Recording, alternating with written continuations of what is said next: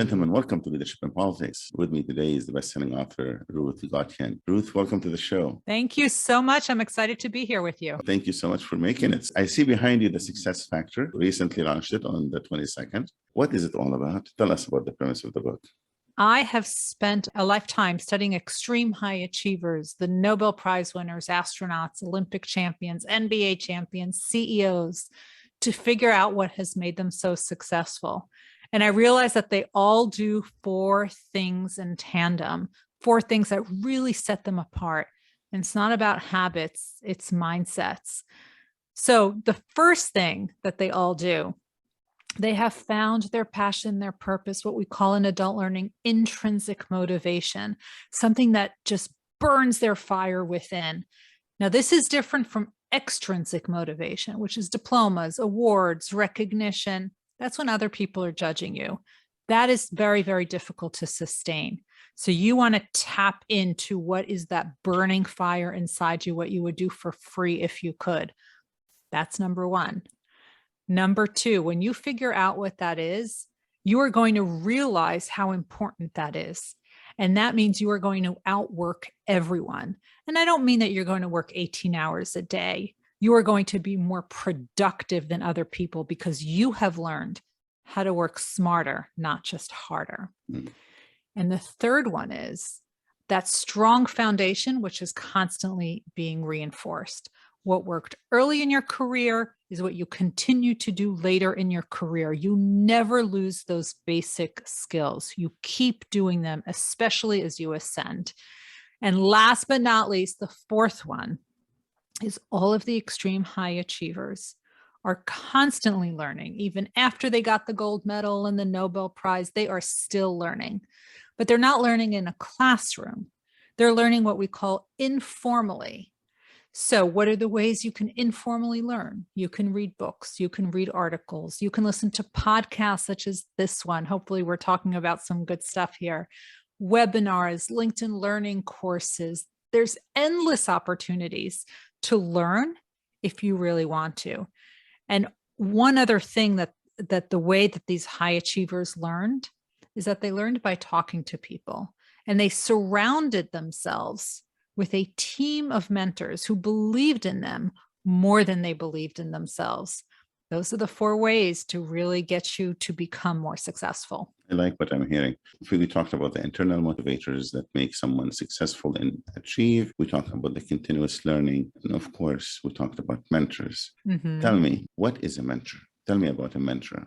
What is a mentor? This is the first question. The second question is, how important is to have a mentor? So a mentor is a guide by your side, someone who believes in you more than you believe in yourself. They have really two roles. One is to help you with your career advancement, and the other is really to help you with the psychosocial support. We all have bad days, things aren't working out, you need that cheerleader.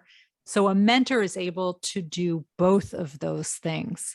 Now, every single one of the extreme high achievers had not just one mentor, they had a team of mentors around them, a team of them who can help them. So you definitely want to find that mentor, find that support, and definitely you want to be a mentor and you want to have a mentor. It's so important. It's actually, there's a lot of research on this, that those who are mentored out-earn and outperform those who are not mentored.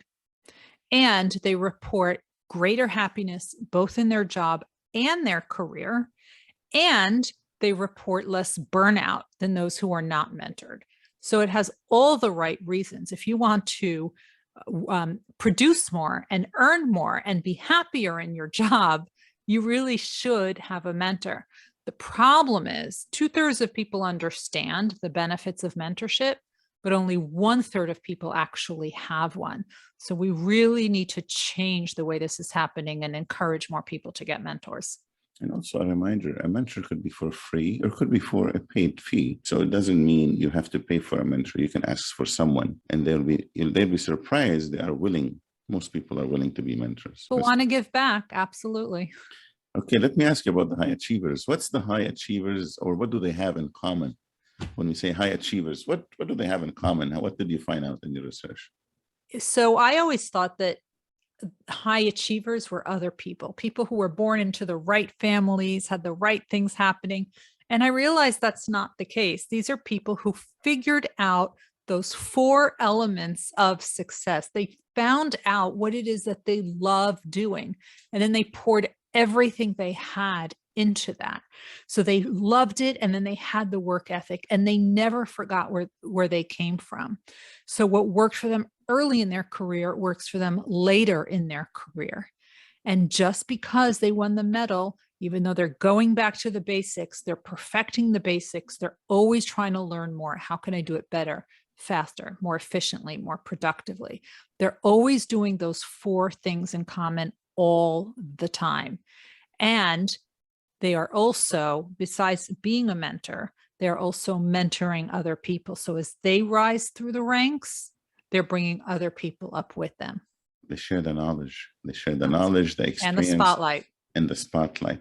Tell me about the spotlight. Someone who is already on the spotlight, and then one of their followers or mentees shining slowly but surely, signing within the rank of, or within in that environment. How can we maintain the mindset of this individual in power so it's okay for others to shine? What do you see on that? The true high achievers understand that a spotlight on someone else does not detract from the light on them. In fact, especially if it's one of their mentees who get the spotlight, they actually see that as a sign of their own success, because I helped this person.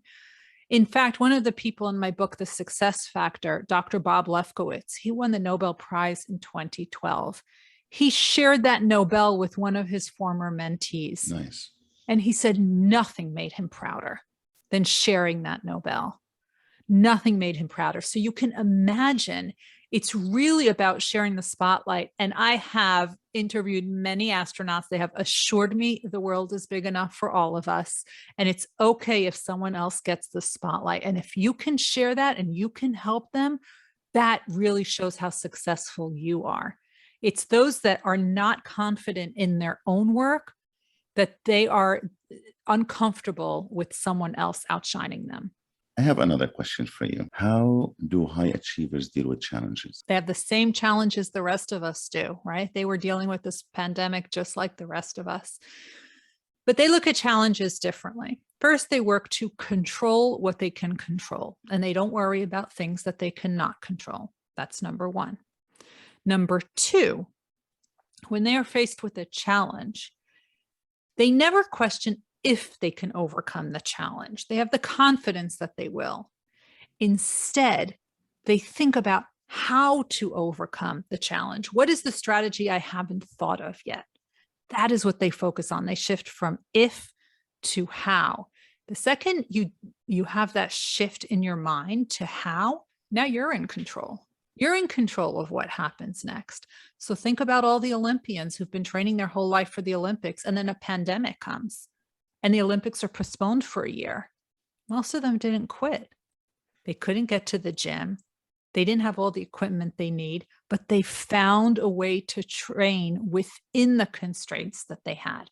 And that's what we all need to start doing. That's how we need to face challenges. That's an excellent answer. Thank you. So insightful. Is there anything else you want to share? A secret you haven't put in your book or something? The secret sauce for success in addition to what you discovered? I put it all in there. I have been studying this for so long that it was all in there. And what I really wanted to do, I really believe in bridging theory and practice. I don't just want to talk about what other people do. I want to teach people how to do it. I'm an adult educator by training. So the last third of the book is all about teaching the reader how to apply all of these techniques that I'm talking about that the high achievers do, because it's important to me that people can actually start today to improving their own success, because I don't believe anybody wants to be average. I think people want to be successful, but they need a plan. They need a plan, and this book is exceptional. Ladies and gentlemen, I have read the book. I have the opportunity to read it, and I'm endorsing it. It's highly recommended. How do people get it? Thank you. So the book is available everywhere you love to buy books: Amazon, Barnes & Noble, Target, Walmart, anywhere in the world. If you want, you could just go to my website. It'll tell you where in the world you can find the book, ruthgotian.com RUTH, G like Gary, O, T like Tom, IAN like Nancy, .com/book. And this is not the only book there. They might find some of your other work, right? That's correct. Excellent. Ladies and gentlemen, the author is Ruth Gotian. The book is The Success Factor. I thank you for coming. Thank you so much.